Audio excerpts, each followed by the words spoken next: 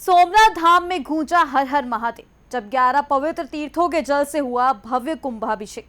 प्रधानमंत्री नरेंद्र मोदी पहुंचे सोमनाथ मंदिर और सनातन विरासत के इस ऐतिहासिक पर्व के बने साक्षी। 75 साल एक आस्था और भक्ति का अद्भुत संगम सोमनाथ अमृत पर्व में दिखा भारत के आध्यात्मिक शक्ति का विराट स्वरूप। आज बात उस ऐतिहासिक आयोजन की होगी जिसने पूरे देश को भक्ति और संस्कृति के रंग में रख दिया। तो चलिए इस वीडियो में हम आपको बताते हैं विस्तार से, लेकिन उससे पहले स्वागत है आपका आरएनआई न्यूज पर। मैं हूं आपके साथ तमन्ना चौधरी।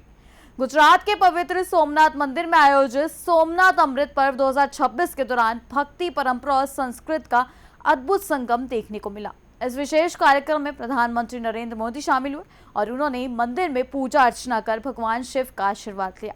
भगवान शिव के 12 ज्योतिर्लिंगों में से एक सोमनाथ मंदिर के 90 मीटर ऊंचे भव्य शिखर का देश के 11 पवित्र तीर्थ स्थलों के जल से कुंभाभिषेक किया गया। यह आयोजन मंदिर के पुनर्निर्माण और पुनः प्राण प्रतिष्ठा के 75 वर्ष पूरे होने के उपलक्ष्य में आयोजित किया जा रहा है। इस दौरान विशेष महापूजा, ध्वजारोहण और कुंभाभिषेक जैसे धार्मिक अनुष्ठानों का आयोजन हुआ।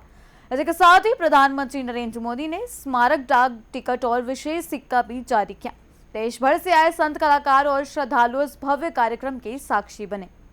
सोमनाथ मंदिर को सनातन संस्कृति और भारत की आध्यात्मिक विरासत का प्रतीक माना जाता है। आजादी के बाद भारत के पहले उप प्रधानमंत्री सरदार वल्लभ भाई पटेल की पहल पर इस मंदिर का पुनः निर्माण कराया गया था। अब पुनः निर्माण के 75 वर्ष पूरा होने पर आयोजित सोमनाथ अमृत पर्व में पूरे मंदिर परिसर को भव्य तरीके से सजाया गया।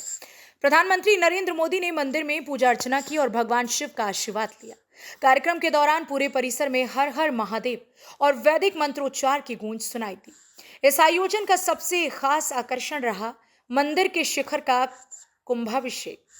देश के 11 पवित्र तीर्थ स्थलों से लाए गए जल को विशेष रूप से तैयार किए गए विशाल कलश में रखा गया। इस कलश की क्षमता लगभग 1100 लीटर बताई गई है और इसका वजन करीब 760 किलोग्राम है। पानी भरने के बाद इसका कुल वजन लगभग 1.86 मीट्रिक टन तक पहुंच गया। 8 फीट ऊंचे इस विशाल कलश को 350 टन क्षमता वाली ऑल टेरेन क्रेन की मदद से मंदिर के 90 मीटर ऊंचे शिखर तक पहुंचाया गया। इसके बाद पूरे वैदिक विधि विधान के साथ कुंभाभिषेक संपन्न हुआ। आयोजकों के मुताबिक पुनः निर्मित सोमनाथ मंदिर के शिखर पर पहली बार इस तरह का कुंभाभिषेक किया गया।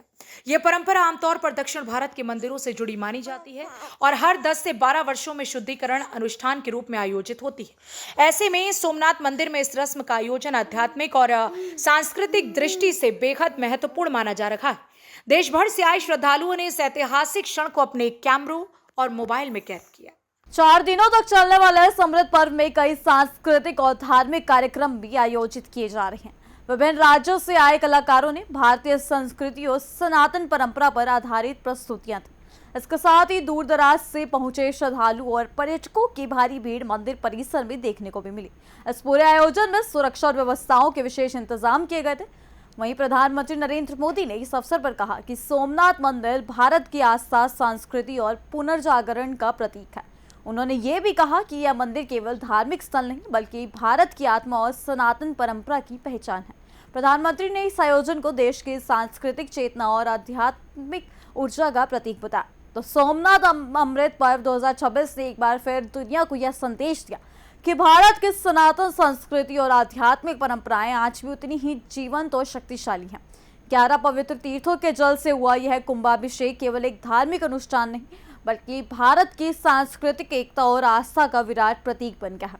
फिलहाल के लिए इतना ही। देश और दुनिया की हर बड़ी खबर के लिए देखते रहिए आरएनआई न्यूज।